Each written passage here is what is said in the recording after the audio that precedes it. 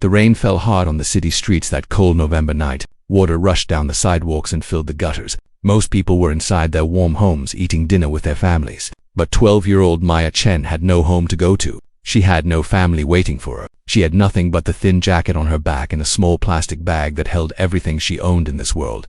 Maya ran through the rain, looking for a place to hide. Her old sneakers had holes in them, and her feet were wet and freezing. She had not eaten anything in 2 days. Her stomach hurt from hunger, but she had learned to ignore that pain. She had been living on the streets for 3 months now, ever since her grandmother died. Her grandmother had been the only person who loved her. Maya never knew her parents. Her mother had left her with Grandmother Chen when Maya was just a baby. For 12 years it had been just the two of them against the world. They were poor. They moved from shelter to shelter, sometimes sleeping in parks when there was no room anywhere else. But Grandmother Chen always made Maya feel safe. She always made her feel loved. Now Grandmother Chen was gone, and Maya was alone.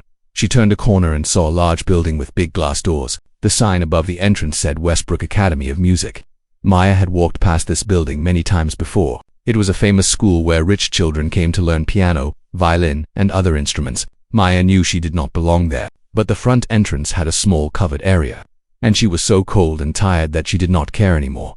She pressed herself against the wall, trying to stay dry. The wind was strong, and rain still splashed on her legs. She hugged her knees to her chest and closed her eyes. Maybe she could sleep here for a few hours. Maybe no one would notice her, but someone did notice. The door opened, and a beam of light fell on Maya's face. She looked up and saw a tall black man in a security guard uniform. His name tag said Mr. Patterson.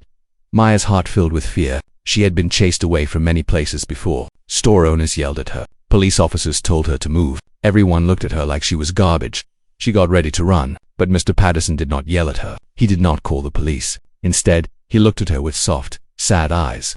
"How long have you been out here, child?" he asked quietly. Maya could not speak. She was shaking too hard from the cold. Mr. Patterson took off his jacket and wrapped it around her shoulders. It was warm from his body heat, and Maya almost cried from how good it felt. "Come inside," he said. "You will catch your death out here." Maya shook her head. "I will get in trouble. They will call the police."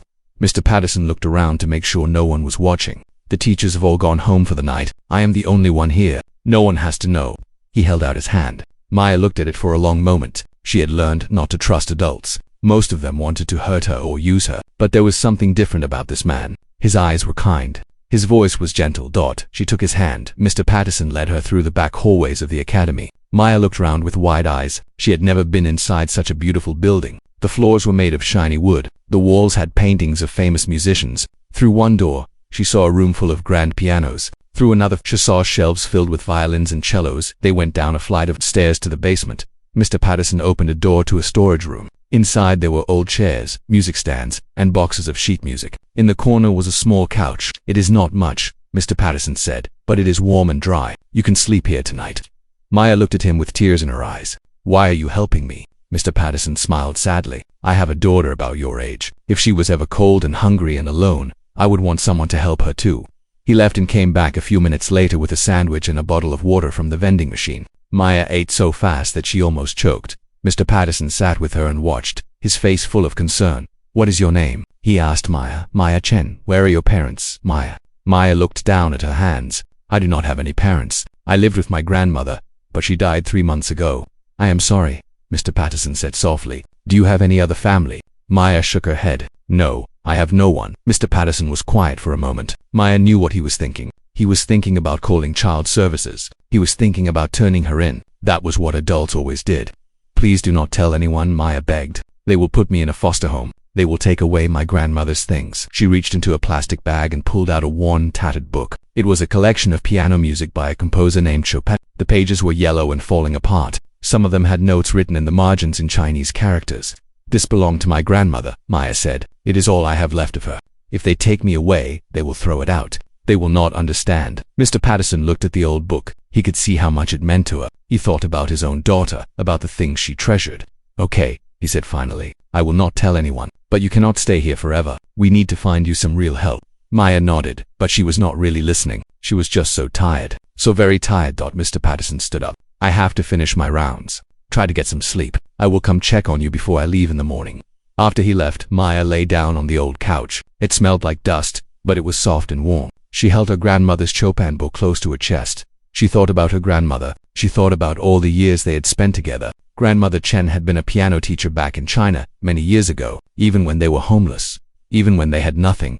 She always found ways to teach Maya how to play. They practiced on old keyboards in church basements. They practiced on donated pianos in community centers. Sometimes they just practiced on tables, with Grandmother Chen drawing piano keys on paper.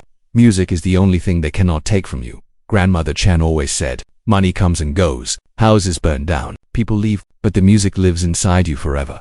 Maya closed her eyes and fell asleep, dreaming of her grandmother's gentle hands guiding hers across piano keys. She did not know that her life was about to change forever. She did not know that in just a few days, she would sit at a piano in this very building and shock everyone who heard her play. She did not know that the gift her grandmother had given her would save her life. For now, she was just a homeless girl, sleeping in a storage room, holding on to the only piece of her past that she had left. But soon, very soon, the world would learn her name.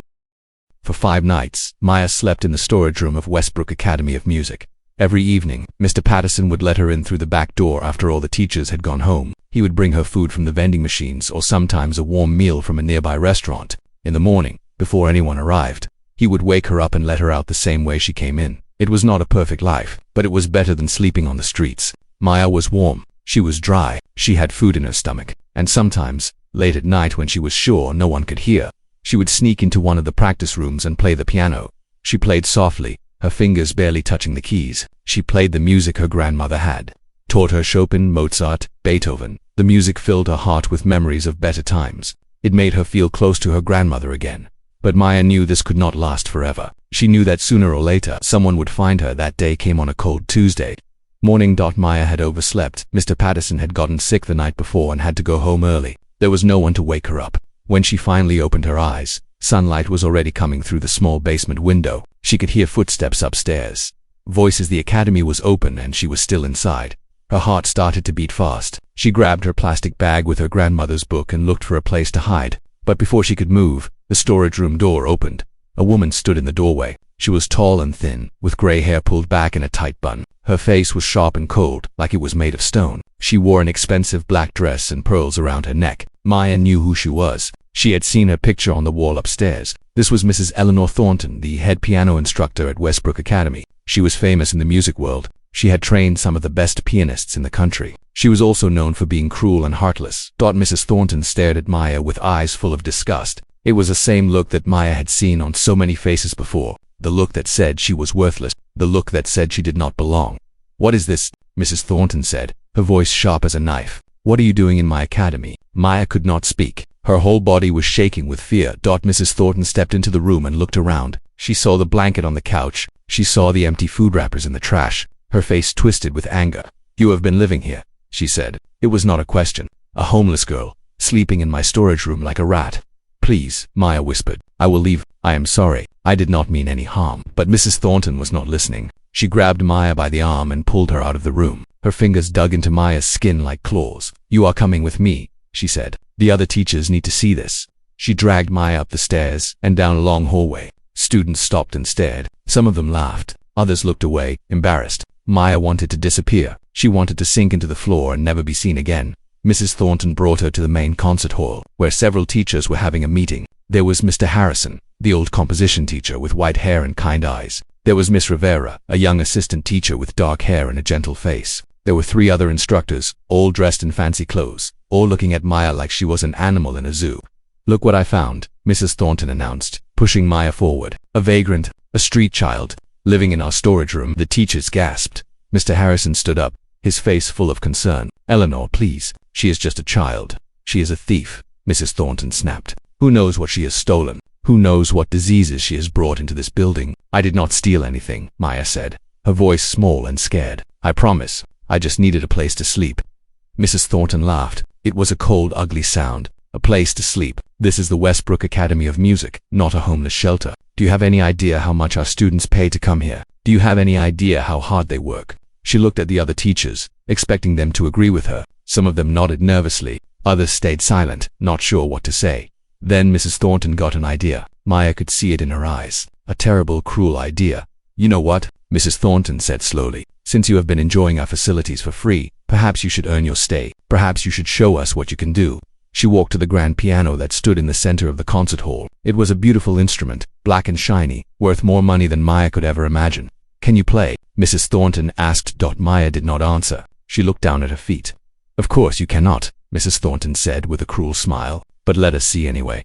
Come, sit down. Play something for us." Maya did not move. She knew what Mrs. Thornton was doing. She wanted to humiliate her. She wanted to show everyone that a homeless girl could never be anything more than a homeless girl.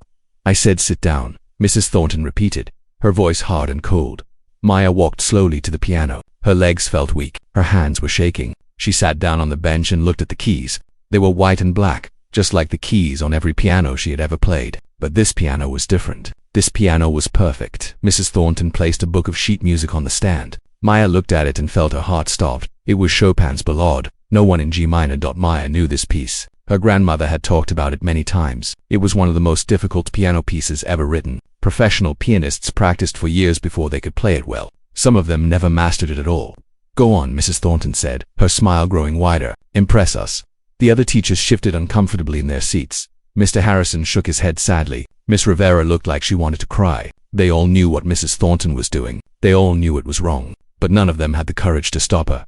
Maya stared at the sheet music. She thought about running away. She thought about giving up. She thought about all the times in her life when people had told her she was nothing, that she would never be anything, that she did not deserve kindness or love or respect. Then she thought about her grandmother. She thought about all those nights in homeless shelters, when Grandmother Chen would sit beside her and teach her to play. She thought about the paper keyboards they drew when they could not find a real piano. She thought about her grandmother's voice, soft and warm, saying the same thing over and over again.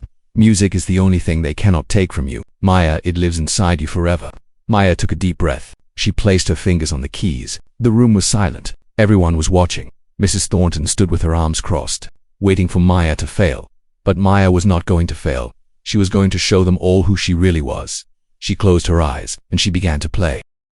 Maya's fingers touched the cold piano keys. For a moment, everything was still. The teachers watched. Mrs. Thornton smiled her cruel smile. The room was so quiet that Maya could hear her own heartbeat. She thought about her grandmother. She thought about the first time she ever sat at a piano. She was only 4 years old. They were living in a homeless shelter in Chicago. There was an old, broken piano in the corner of the common room. Most of the keys did not work.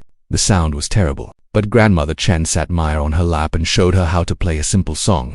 "Listen to the music." Maya, her grandmother, had said, "Do not just play with your fingers. Play with your heart." Now, 8 years later, Maya was sitting at a grand piano worth more than $100,000. The most powerful piano teacher in the city was waiting for her to fail. Rich students were laughing at her dirty clothes and messy hair. Everything in her life had gone wrong.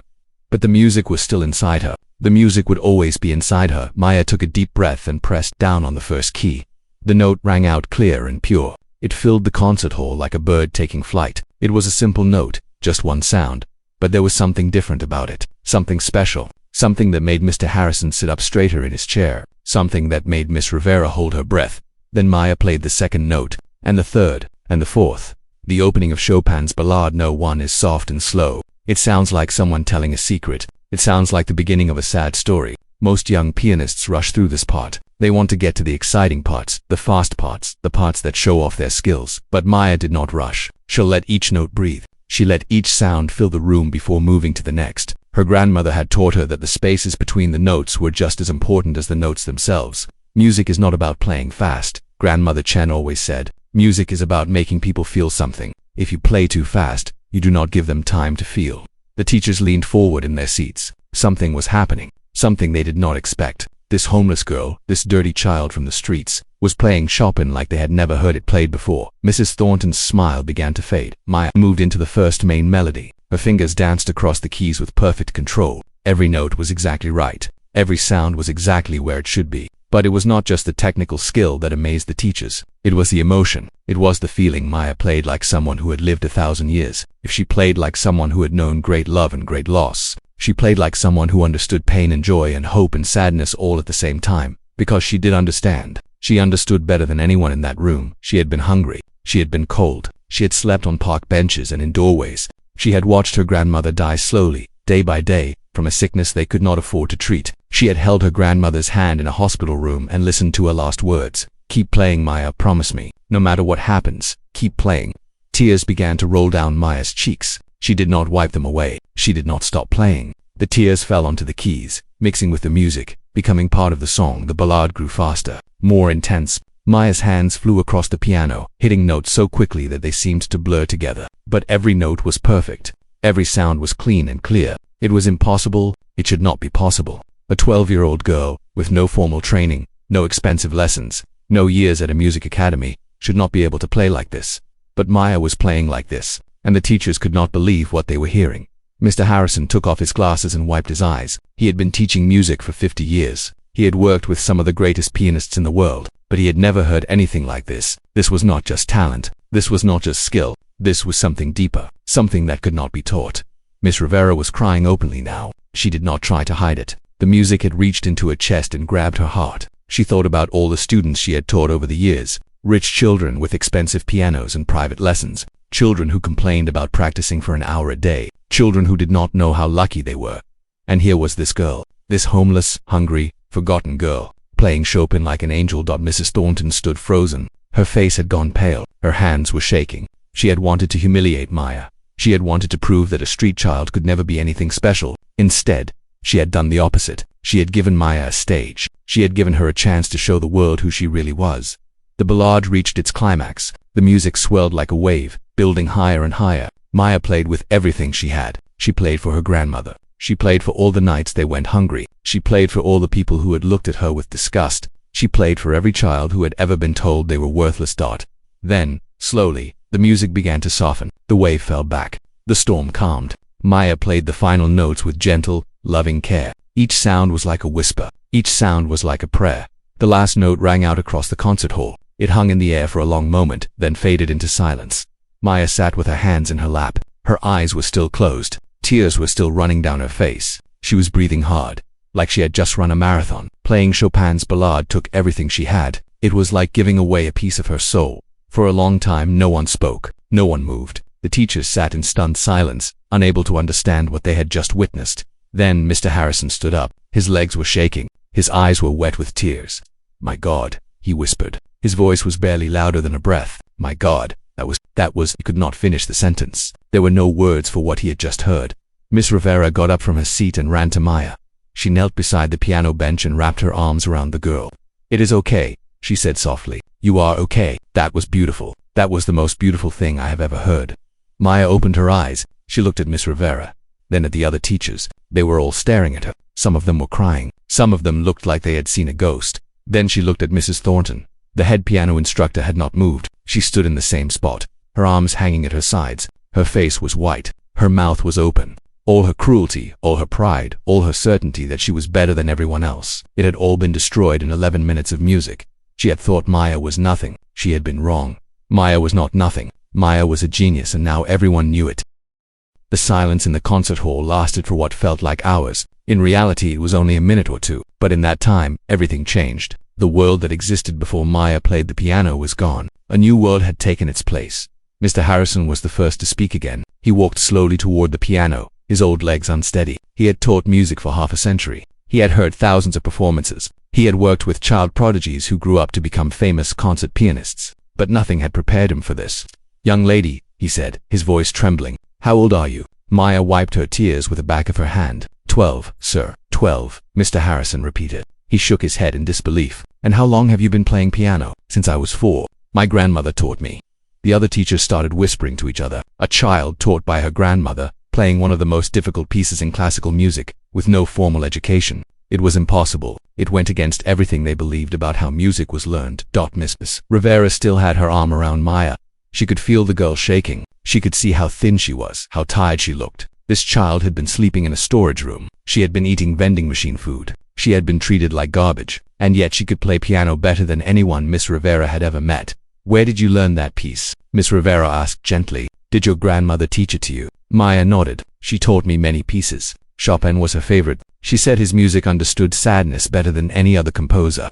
"Your grandmother must have been an amazing teacher," Miss Rivera said. "She was the best pianist in the world," Maya said simply. It was not bragging. It was just the truth as Maya knew it. The teachers looked at each other. They did not know what to say. To them, Maya's grandmother was just some unknown woman who had taught her granddaughter to play piano. They had no idea who she really was. But Mr. Harrison was starting to wonder. He had been in the music world for a long time. He knew things that younger people did not know. He remembered stories from decades ago, stories about a brilliant Chinese pianist who had won every competition she entered, a woman who had been called the greatest talent of her generation, a woman who had disappeared without a trace. "What was your grandmother's name?" Mr. Harrison asked. "Li Wei Chen," Maya said. The room went completely silent again, but this time it was a different kind of silence. This was the silence of shock, the silence of recognition. Mr. Harrison grabbed the edge of the piano to steady himself. His face had gone white. "Li Wei Chen," he whispered. "The Li Wei Chen. You knew her?" Maya asked. Mr. Harrison did not answer right away. He was too busy trying to process what he had just heard. Li Wei Chen. The name brought back memories from 40 years ago. Memories of a young woman who played piano like no one else. Memories of concerts that left audiences weeping. Memories of a talent so great that it seemed like a gift from God. "I saw her play once," Mr. Harrison finally said. "In 1979, she won the International Chopin competition in Warsaw. It was the greatest performance I have ever witnessed. Until today." The other teachers gasped. The International Chopin competition was one of the most prestigious piano competitions in the world. Winning it meant you were one of the best pianists alive. And Li Wei Chen had not just won it, she had dominated it. Critics had called her a once-in-a-generation talent. "What happened to her?" Miss Rivera asked. "Why did she disappear?" Mr. Harrison sighed. "No one really knows. After she won the competition, she was supposed to go on a world tour. She was supposed to become the biggest star in classical music. But something happened. She left China and came to America. Then she just vanished. Some people said she got sick. Others said she had family problems. The truth is, no one ever found out. She just stopped performing and was never heard from again." Maya listened to all of this with wide eyes. Her grandmother had never told her any of this. She knew her grandmother was a good piano player. She knew she had performed in concerts long ago, but she did not know about the competition. She did not know her grandmother had been famous. "She never talked about it," Maya said quietly. "She only talked about the music. She said the past did not matter. Only the present mattered." Mr. Harrison looked at Maya with new eyes. This was not just a talented child. This was the granddaughter of a legend. This was the continuation of a legacy that the music world had thought was lost forever. "My God," one of the other teachers said. "All this time, Li Wei Chen was here in America, teaching her granddaughter in homeless shelters." The words hung in the air. Everyone thought about what that meant. One of the greatest pianists in history, living in poverty, sleeping in shelters, while the music world had forgotten all about her. And yet she had kept playing. She had kept teaching. She had passed her gift on to her granddaughter. Mrs. Thornton had not said a word since Maya finished playing. She stood in the corner of the room looking like she wanted to disappear. Everything she had done was wrong. She had tried to humiliate a child, and instead she had revealed a genius. She had called Maya a vagrant, a thief, a disease. Now she knew the truth. Maya was the student of Li Wei Chen. Maya was the keeper of a legacy that Mrs. Thornton could never match. Miss Rivera stood up and faced the other teachers. There was fire in her eyes. "We need to help this girl," she said. "We cannot just send her back to the streets." "Of course not," Mr. Harrison agreed. "We have to do something. We should call the director," another teacher suggested. "He needs to know about this." "Someone should call child services too," said a third teacher. "She needs proper care, a place to live, food, clothing." Maya's heart sank when she heard the words child services. She had been running from them for 3 months. She knew what would happen if they caught her. They would put her in a foster home. They would take away her grandmother's things. They would separate her from the only piece of her past that she had left.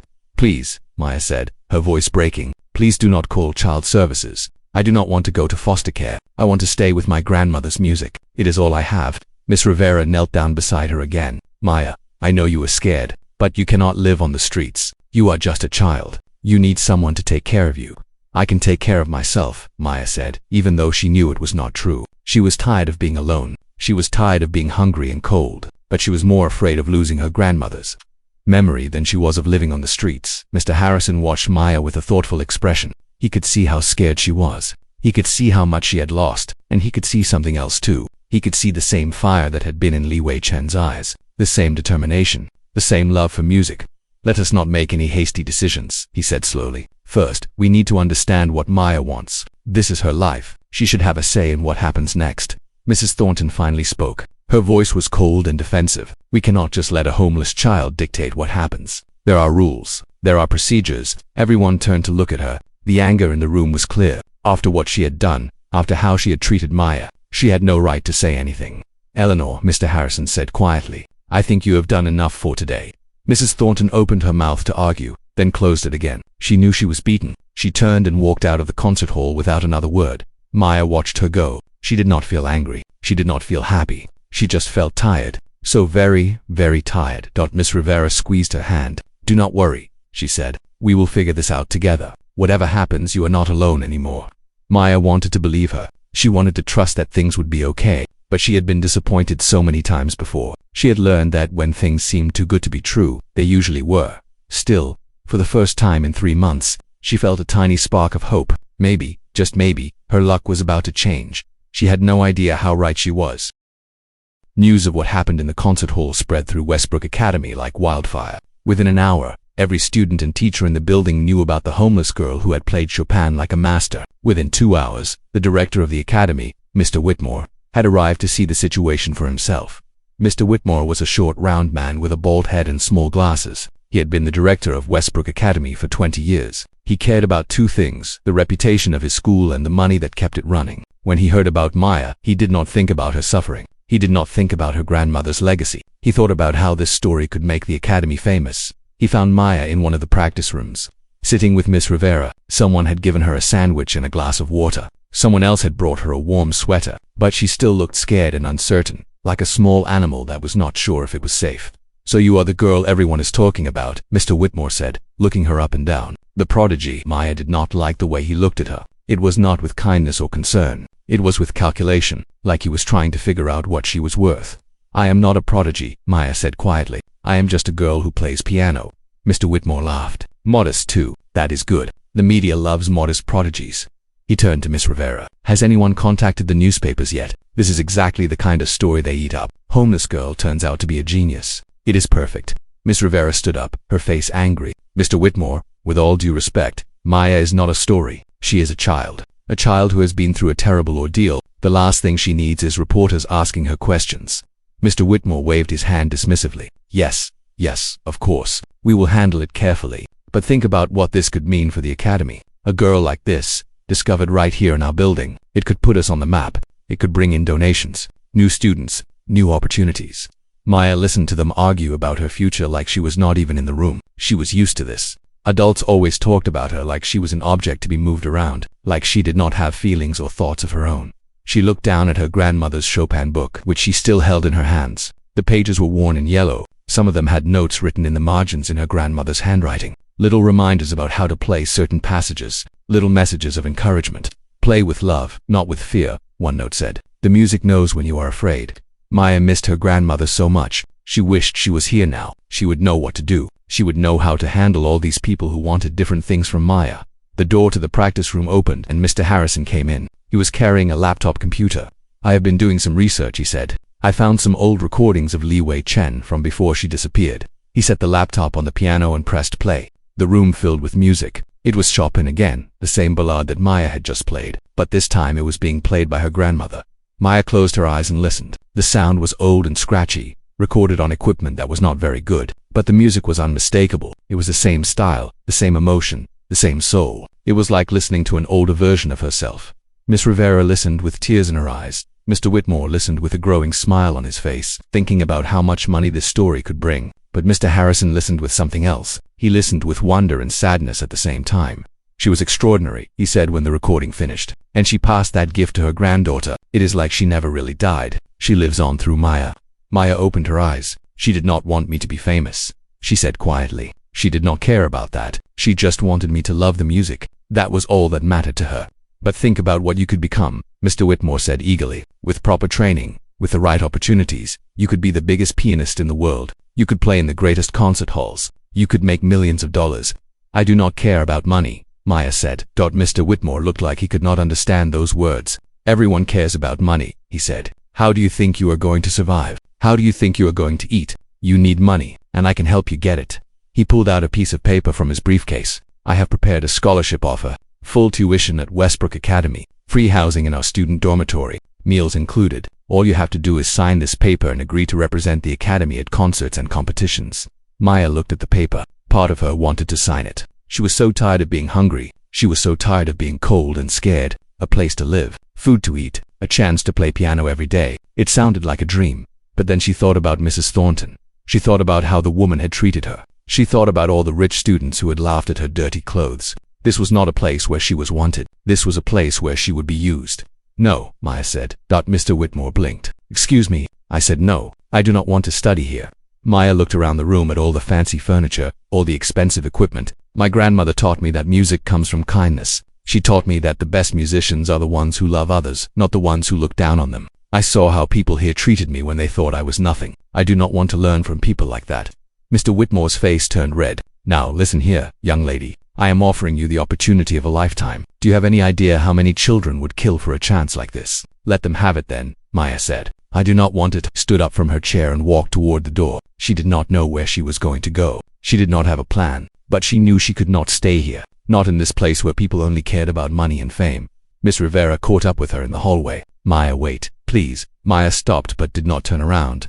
I know how you must feel, Miss Rivera said softly. I know the academy did not treat you well, but please do not make any hasty decisions. You have an amazing gift. You deserve to have a future. Please let me help you. Maya finally turned around. She saw the concern in Miss Rivera's eyes. It was different from the way Mr. Whitmore had looked at her. Miss Rivera actually cared. Why? Maya asked. Why do you want to help me? You do not even know me. Miss Rivera smiled sadly. Because I know what it is like to be alone. I know what it is like to have a gift that no one sees. And I know what it is like to need someone to believe in you. She reached out and took Maya's hand. I believe in you, Maya. I have never heard anyone play piano the way you do. Please let me help you find a better path. Maya looked at her hand in Miss Rivera's. It had been so long since anyone had touched her with kindness. So long since anyone had truly seen her. Okay, Maya whispered. I will let you help me. Miss Rivera squeezed her hand. Good, then let us get out of here. I know a place where you can stay tonight. Somewhere safe, somewhere warm. And tomorrow, we will figure out what comes next. They walked out of Westbrook Academy together. Maya did not look back. She did not know what the future held. But for the first time in a long time, she felt like maybe, just maybe, things were going to be okay. She had found someone who believed in her. And sometimes, that was all a person needed to change their life. Miss Rivera took Maya to her small apartment on the other side of the city. It was not fancy. It had only one bedroom, a tiny kitchen, and a living room with an old couch. But to Maya, it looked like a palace. It is not much, Miss Rivera said, but it is warm and safe. You can sleep on the couch tonight. Tomorrow we will go shopping and get you some proper clothes. Maya sat down on the couch and ran her hands over the soft fabric. She could not remember the last time she had sat on real furniture. For the past 3 months, she had been sleeping on benches, in doorways, and on the hard floor of the academy basement. Why are you doing this? Maya asked again. You could get in trouble for helping me. The academy might fire you. Miss Rivera sat down next to her. Actually, I already quit. Maya's eyes went wide. You quit? Because of me? Because of what they did to you, Miss Rivera said. I cannot work for an institution that treats children the way they treated you. When Mrs. Thornton dragged you into that concert hall, I should have stopped her. I should have stood up and said something. But I was too scared of losing my job. I will never make that mistake again. Maya did not know what to say. No one had ever given up something important for her before. No one except her grandmother. I am sorry, Maya whispered. I did not mean to cause so much trouble. Miss Rivera shook her head firmly. You did not cause any trouble. The people who treated you badly caused the trouble. You did nothing wrong. You were just trying to survive. She took Maya's hand. And you are not alone anymore. I am going to help you, whatever it takes. That night, Maya slept better than she had in months. The couch was soft and warm. Miss Rivera had given her a blanket and a pillow. For the first time since her grandmother died, she felt safe. While Maya slept, something was happening across the city.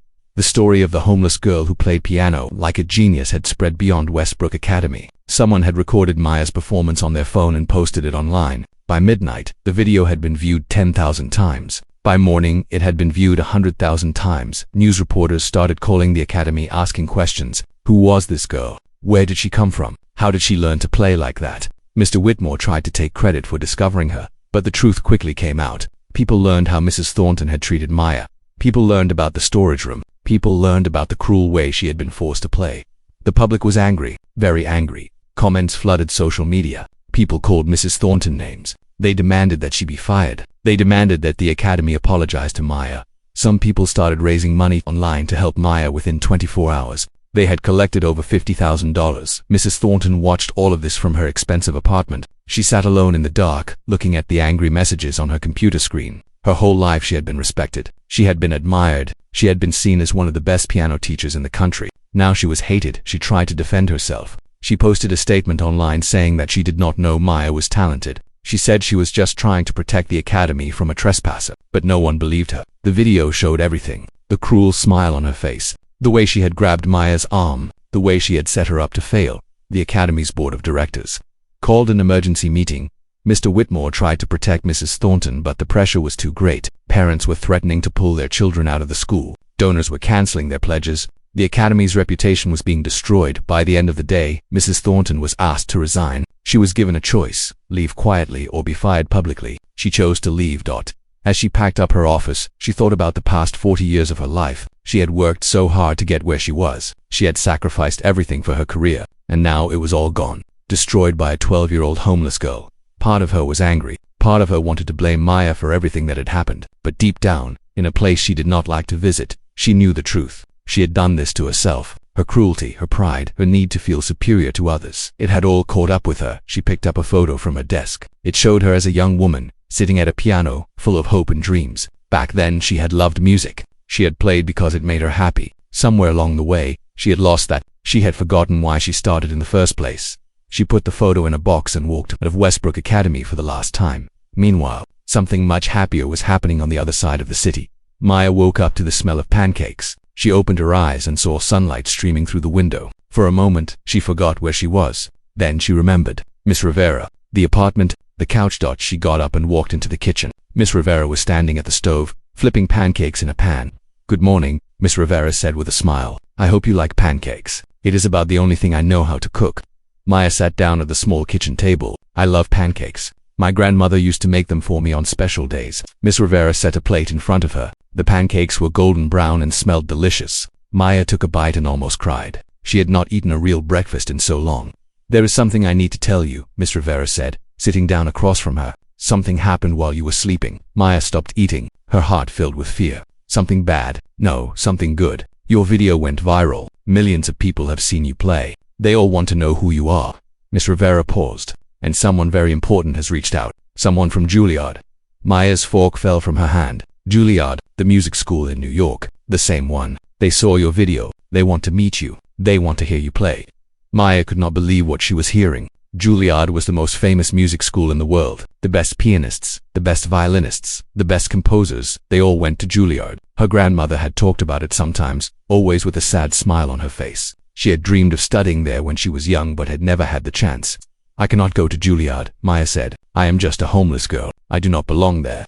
Miss Rivera reached across the table and took her hand. "Maya, listen to me. You are not just a homeless girl. You are an incredible musician with a gift that most people can only dream of. Juilliard does not care about where you come from. They care about what you can do, and what you can do is extraordinary." Maya sat quietly for a long moment, thinking about everything that had happened. 3 days ago, she was sleeping in a storage room, afraid and alone. Now she was being invited to audition for the best music school in the world. "What if I fail?" she asked quietly. "What if I am not good enough?" Miss Rivera smiled. "You played Chopin's Ballade better than most professionals twice your age. I do not think you have anything to worry about." She squeezed Maya's hand. "But more important than that, your grandmother believed in you. She spent years teaching you everything she knew. This is your chance to honor her memory. This is your chance to show the world what she created." Maya thought about her grandmother. She thought about all those nights in homeless shelters, practicing on old keyboards. She thought about her grandmother's last words. "Keep playing, Maya, promise me. No matter what happens, keep playing." Maya looked up at Miss Rivera with determination in her eyes. "Okay," she said. "I will do it. I will audition for Juilliard." Miss Rivera's face lit up with joy. "That is wonderful. I knew you would make the right choice." She stood up from the table. "Now finish your pancakes. We have a lot of work to do." Maya smiled for the first time in months. She did not know what the future held, but she knew one thing for certain: her grandmother would be proud. The weeks that followed were the busiest of Maya's life. Every day brought something new: new clothes, new books, new experiences that she had only dreamed about before. Miss Rivera proved to be more than just a kind teacher. She became like a mother to Maya.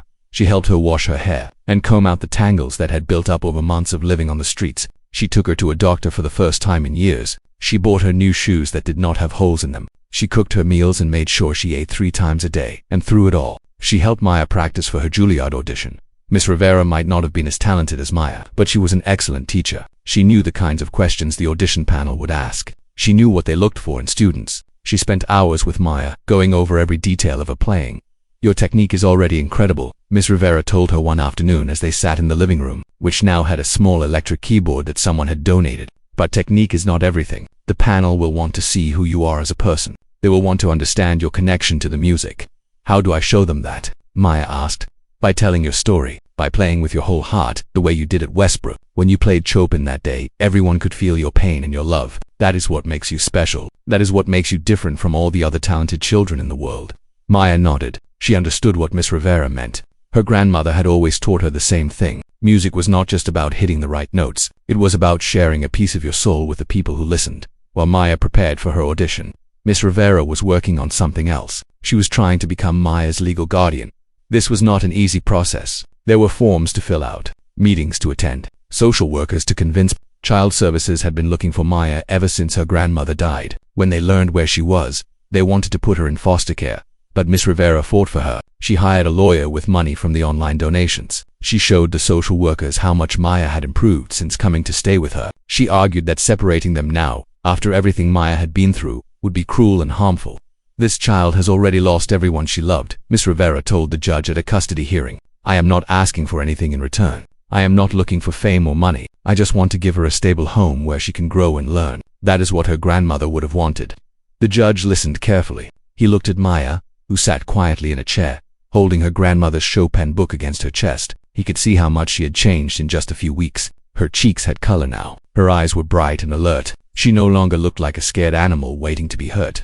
"Young lady," the judge said, "is there anything you want to say?" Maya stood up. She was nervous, but she made herself speak. "Miss Rivera saved my life," she said simply. "When everyone else wanted to use me or hurt me, she just wanted to help me. She reminds me of my grandmother. If I cannot be with my grandmother anymore, I want to be with her." The judge was quiet for a long moment. Then he nodded and signed the papers. Miss Rivera was now Maya's legal guardian. Maya hugged her so tight that she could barely breathe. "Thank you," she whispered. "Thank you for everything." "You never have to thank me," Miss Rivera said, tears running down her face. "You are family now." But while Maya's new life was full of happiness, not everyone from her past was doing so well. Mr. Patterson, the security guard who had first helped Maya, was having a difficult time. Some people at the academy blamed him for letting Maya stay in the storage room. They said he should have called the police. They said he had broken the rules. Mr. Patterson did not defend himself. He knew what he had done was against the rules. But he also knew it was the right thing to do. If he had not let Maya stay, she might have frozen to death on the streets when Mr. Whitmore called him into his office. Mr. Patterson expected to be fired. Instead, he found something very different waiting for him. "The board has decided to promote you," Mr. Whitmore said, looking uncomfortable. "You are being made head of security, with a raise." Mr. Patterson was confused. "Why? I thought I was in trouble." Mr. Whitmore sighed. "The public sees you as a hero. You showed kindness to a child when no one else did. The board thinks it would be a public relations disaster to fire you now." He handed Mr. Patterson a new name tag. "Congratulations." Mr. Patterson took the name tag and looked at it. He did not care about the promotion or the money. He only cared about one thing. "The little girl," he said. "Maya, is she okay?" "She is fine," Mr. Whitmore said. "She is living with one of our former teachers. She is going to audition for Juilliard." Mr. Patterson smiled. It was the first time he had smiled in weeks. "Good. She deserves it." That evening, Mr. Patterson went home and told his daughter about everything that had happened. His daughter was 15, only a few years older than Maya. She had known her father was letting someone stay at the academy, but she did not know the whole story. "Dad," she said, "you helped save that girl's life. You should be proud." Mr. Patterson hugged his daughter. "I am proud, but I am more proud of her. She survived things that no child should ever have to face. And she never gave up. She kept fighting. She kept playing her music. That takes more courage than I have ever had." A week later, Mr. Patterson received a letter in the mail. It was from Maya. "Dear Mr. Patterson," the letter said, "I want to thank you for being kind to me when no one else was. You did not know me. You had no reason to help me, but you did it anyway. My grandmother always said that the best people are the ones who are kind without expecting anything in return. You are one of the best people I've ever met. I hope someday I can repay you for what you did. Until then, please know that I will never forget you. Your friend, Maya." Mr. Patterson read the letter 3 times. Then he folded it carefully and put it in his wallet, where he would keep it for the rest of his life. The day of Maya's Juilliard audition was getting closer. She practiced every day, sometimes for 6 or 7 hours. Her fingers grew strong and sure. Her confidence grew with them. Miss Rivera watched her with pride and amazement. She had taught many students over the years, but she had never seen anyone improve so quickly. Maya was like a flower that had been waiting to bloom. All she needed was water and sunlight. "Are you nervous?" Miss Rivera asked her one night before bed. Maya thought about the question. "A little," she admitted, "but mostly I am excited. This is what my grandmother wanted for me. This is what she worked so hard to give me. I do not want to let her down." Miss Rivera sat on the edge of the bed and brushed Maya's hair back from her face. "You could never let her down, Maya. She would be so proud of you. I know I am." Maya smiled and closed her eyes. Tomorrow they would leave for New York. Tomorrow her new life would truly begin. She dreamed of her grandmother that night. In the dream, they were sitting together at a piano, playing music side by side. Her grandmother looked young and healthy, the way she must have looked before sickness and poverty took their toll. "I am so proud of you, Maya," her grandmother said in the dream. "You are going to do great things. Never forget that I love you. Never forget that the music lives inside you forever." When Maya woke up, her cheeks were wet with tears, but they were happy tears, tears of hope. She was ready. The train ride from Boston to New York took 4 hours. Maya spent most of it staring out the window, watching the world go by. Cities turned into forests. Forests turned into fields. Fields turned back into cities. Miss Rivera sat beside her reading a book, but she kept glancing over to check on Maya. She could see the nervousness in the girl's face, the way she bit her lip, the way she tapped her fingers against her knee, practicing invisible piano keys. "Are you okay?" Miss Rivera asked. Maya nodded but did not speak. She was afraid that if she opened her mouth, she might throw up. When they arrived at Penn Station in New York City, Maya felt overwhelmed. She had never seen so many people in one place. They rushed past her in every direction, talking on phones, carrying briefcases, checking their watches. Nobody looked at anyone else. Everyone was too busy, too focused on their own lives. Miss Rivera held Maya's hand and guided her through the crowd. "Stay close to me. This city can swallow you up if you are not careful." They took a taxi to the Juilliard School, which was located at Lincoln Center. Maya had seen pictures of the building online, but nothing had prepared her for the real thing. It was huge and modern, with big glass windows and tall columns. It looked like a palace for music. "This is where the best musicians in the world come to learn," Miss Rivera said. "And soon, you will be one of them." Maya wanted to believe her, but standing in front of the building, seeing all the students walking in and out with their instrument cases and confident smiles, she felt small and unimportant. These people had been training their whole lives. They came from wealthy families. They had private teachers and expensive instruments. Who was she? Just a homeless girl who learned piano in shelters and community centers. They went inside and found a waiting room for auditions. There were about 20 other children there, each one looking nervous in their own way. Some were pacing back and forth. Some were studying sheet music. Some were sitting with their eyes closed, trying to calm their nerves. Maya found a seat in the corner and hugged her grandmother's Chopin book against her chest. It was the same book she had been carrying since the day her grandmother died. The pages were more worn now than ever, but it still smelled like her grandmother. It still felt like a connection to her. One by one, the children were called in to audition. Each one was gone for about 20 minutes. When they came out, some looked happy, some looked relieved, some looked like they were about to cry. Finally, after what felt like 100 years, a woman came out and called Maya's name, Maya Chen. "They are ready for you." Maya stood up. Her legs felt like jelly. Her heart was pounding so hard she could hear it in her ears. Miss Rivera gave her a hug. "You can do this," she whispered. "Just play the way you always play, with your whole heart." Maya nodded and walked through the door. The audition room was large and empty except for a grand piano in the center and a long table where 5 judges sat. They were all older people, professors and musicians who had spent their lives studying music. They looked at Maya with curious expressions. They had seen her viral video. They knew her story, but they wanted to see if she could live up to the hype. "Welcome, Maya," said a woman with silver hair and sharp eyes. She seemed to be the head judge. "Please, have a seat at the piano." Maya walked to the piano and sat down on the bench. It was a Steinway, one of the best pianos in the world. She had never played on anything so beautiful. "Before you begin," the woman continued, "is there anything you would like to tell us about yourself? Anything you want us to know?" Maya thought about the question. There were so many things she could say. She could talk about her years of poverty. She could talk about the nights she went hungry. She could talk about watching her grandmother die in a hospital room, but instead, she said something else. "My grandmother died believing she was a failure," Maya said quietly. The judges leaned forward to hear her. She was a concert pianist in China. She won competitions. She was famous. But when she came to America, she lost everything. She had no money. She had no friends. She had no one except me. Maya paused to collect herself. She would not cry. Not yet.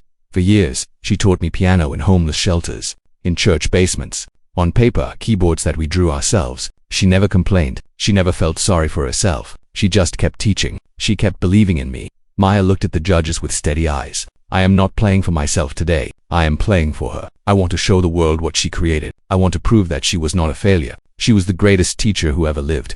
The judges were silent. Some of them had tears in their eyes. "What will you be playing for us today?" the silver-haired woman asked softly. "A piece my grandmother wrote," Maya said. "She composed it during her last days. She called it for Maya, my everything." The judges looked at each other. They had expected her to play Chopin or Beethoven, something famous and recognizable. But this was different. This was personal. "Please," the woman said. "Whenever you are ready." Maya closed her eyes. She thought about her grandmother. She thought about all the love they had shared. She thought about the last time she saw her, lying in that hospital bed, weak and tired but still smiling. "I love you, Maya," her grandmother had said. "Never forget that. No matter what happens, I will always be with you." In the music, Maya opened her eyes and placed her fingers on the keys. She began to play. The piece started soft and gentle, like a lullaby. It was the sound of a grandmother holding her granddaughter for the first time, the sound of a promise to always protect, always love, always be there. Then the music grew more complex. It became a conversation between two voices, one old, one young, one teaching, one learning. The melodies wove around each other, sometimes agreeing, sometimes arguing, but always connected, always together. The judges sat completely still. They had heard thousands of auditions over the years. They thought they knew what talent looked like. They thought they understood genius. They were wrong. What Maya was playing was not just talent. It was not just genius. It was pure love, transformed into sound.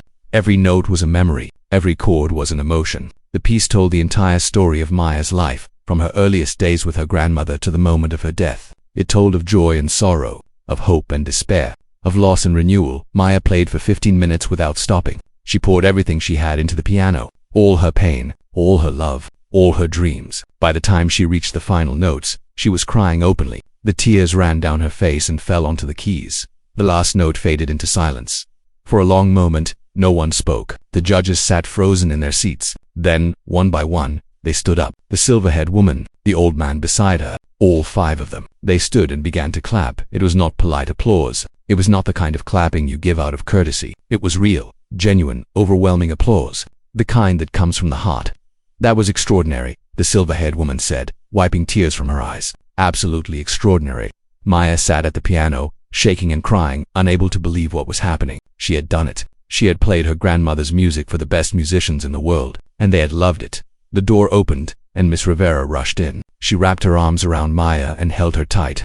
"You did it," she whispered. "You did it. Your grandmother would be so proud." Maya hugged her back and cried into her shoulder. She cried for her grandmother. She cried for herself. She cried for all the years of suffering that had led to this moment. She did not know what the judges would decide. She did not know if she would be accepted to Juilliard, but none of that mattered. She had kept her promise. She had kept playing, and somewhere, she knew, her grandmother was listening. The letter arrived 3 weeks after the audition. It came in a thick white envelope with the Juilliard logo in the corner. Miss Rivera found it in the mailbox and brought it upstairs with shaking hands. "Maya," she called out, "there is something here for you." Maya was in the living room, practicing on the electric keyboard. She stopped playing and looked up. When she saw the envelope, her heart nearly stopped.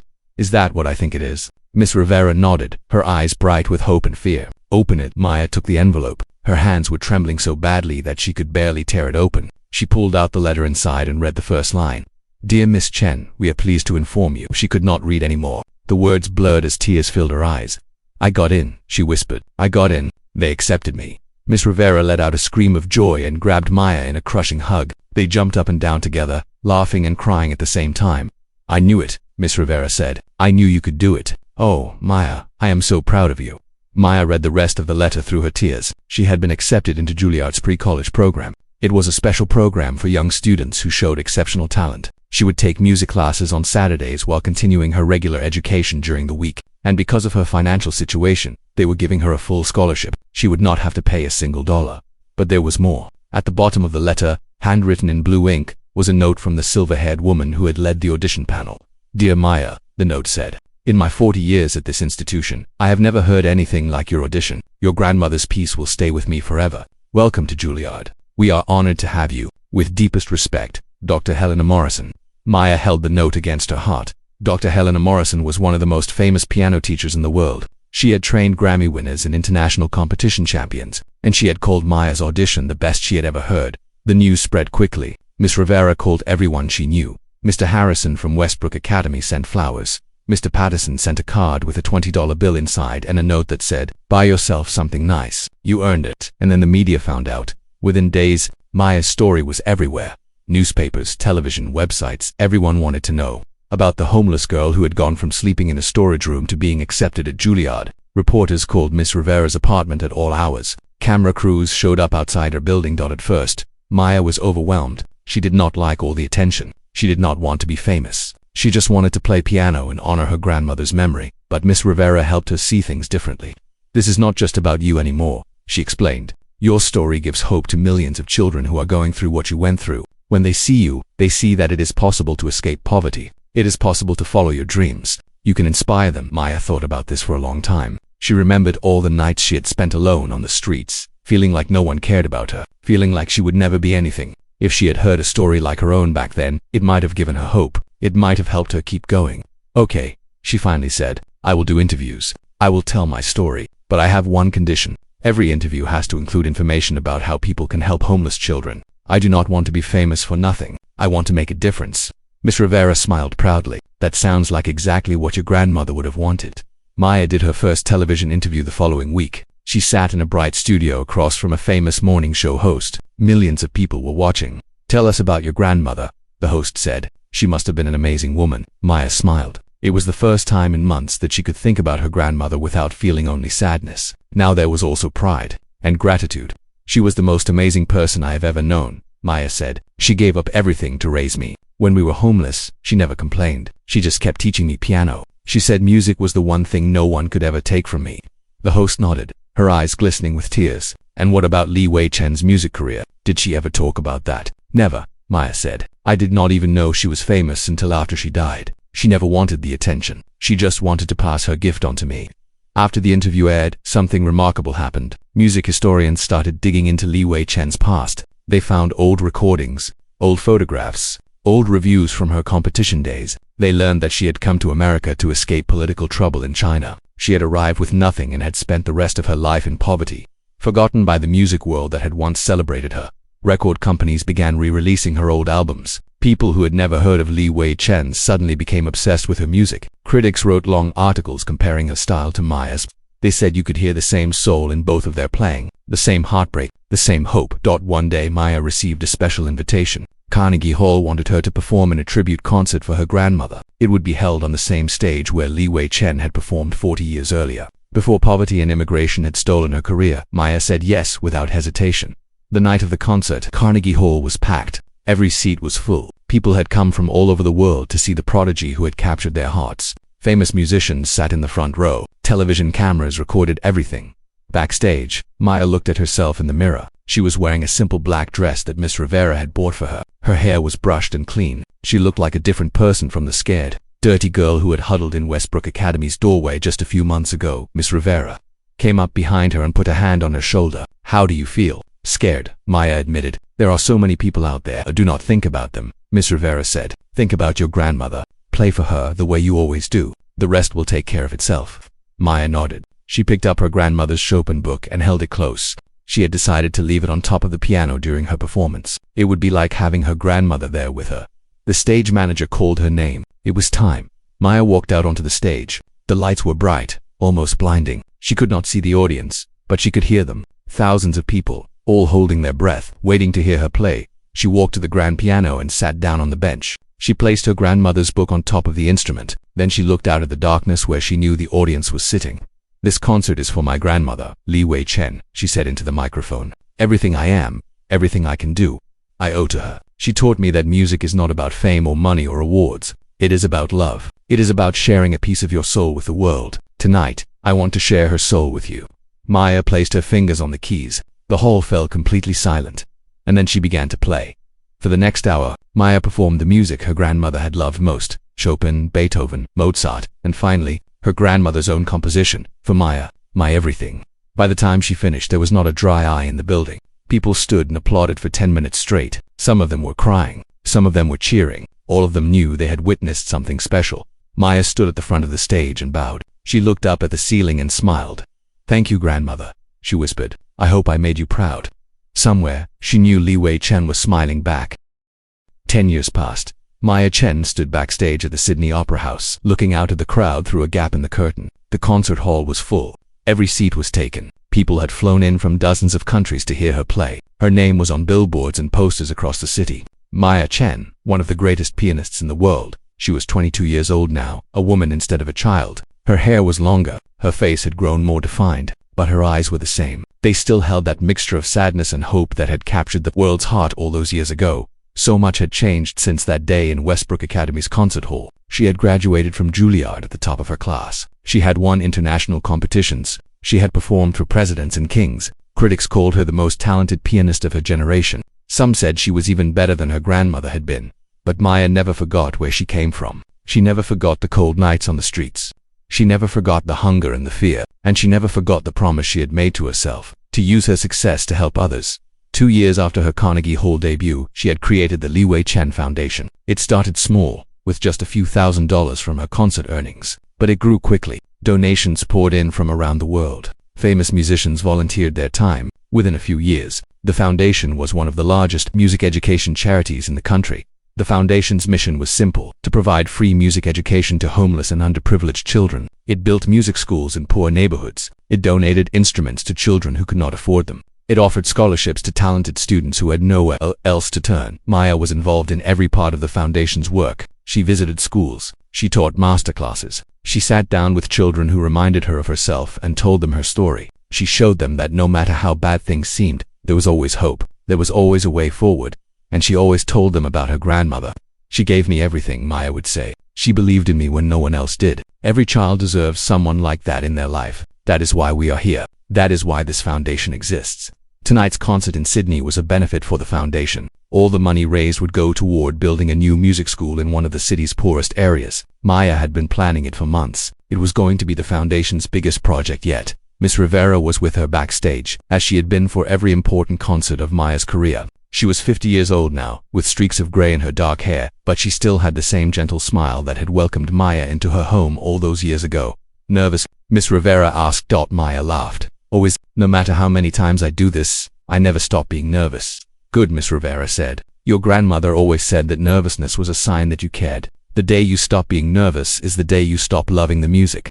Maya smiled. She still heard her grandmother's wisdom every day, through Miss Rivera and through the memories she carried in her heart.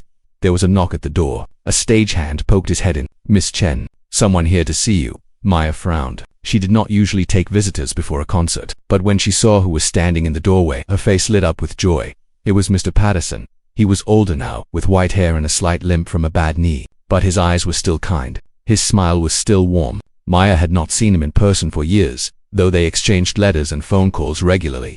Mr. Patterson, she ran to him and threw her arms around him. What are you doing here? I could not miss this concert, he said, hugging her back. Not when it is for the foundation. Not when it is in honor of your grandmother. Maya stepped back and looked at him with tears in her eyes. I owe you so much. If you had not let me stay that night. Stop, Mr. Patterson said gently. You owe me nothing. You did all the work. You survived. You never gave up. I just opened a door. Maya shook her head. You did more than that. You showed me that there were good people in the world. At a time when I thought everyone was cruel. You showed me kindness. I will never forget that. Mr. Patterson wiped his eyes with the back of his hand. Now look what you have done. You have made an old man cry. They both laughed. Maya took his hand and led him to a seat in the front row, where Miss Rivera would join him. Then she went back to her dressing room to prepare for the concert. Alone for a moment she looked at herself in the mirror. She thought about all the people who had helped her along the way. Mr. Patterson, Miss Rivera, Mr. Harrison, the strangers who had donated money when she had nothing, the teachers at Juilliard who had nurtured her talent, and most of all, her grandmother. She picked up the old Chopin book from her dressing table. It was falling apart now. The pages were held together with tape, but she still brought it to every concert. It was her connection to her grandmother, her reminder of why she played. The stage manager knocked on the door. Miss Chen, they are ready for you. Maya took a deep breath. She walked out of her dressing room, down the hallway, and onto the stage.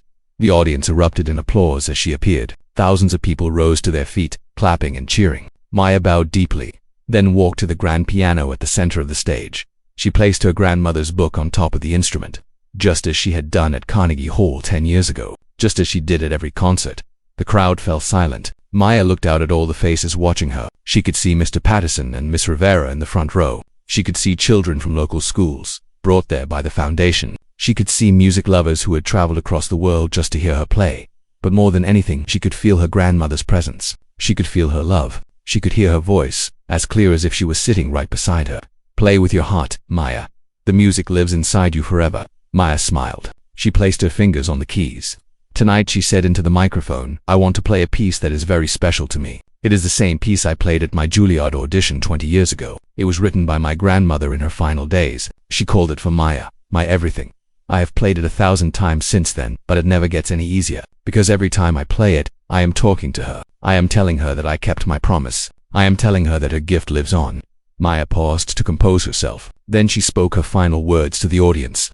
My grandmother taught me that music is not about fame or awards. It is about connection. It is about touching people's hearts. Tonight, I want to touch your hearts the way she touched mine. This is for her. This is for all the grandmothers and teachers and strangers who believe in children when no one else does. This is for everyone who was ever told they were nothing and refused to believe it. She took a deep breath, and she began to play. The music filled the Sydney Opera House like a living thing. It wrapped around every person in the audience and held them close. It spoke of love and loss, of hope and despair, of a grandmother who gave everything and a granddaughter who carried her legacy forward by the time Maya played the final note. Everyone in the building was crying. The applause lasted for 15 minutes, but Maya did not hear it. She was somewhere else, somewhere far away.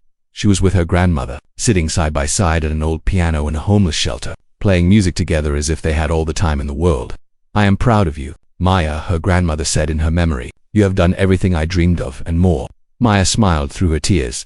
I love you, grandmother, she whispered. Thank you for the music. And somewhere, in a place beyond time and space, Li Wei Chen smiled back.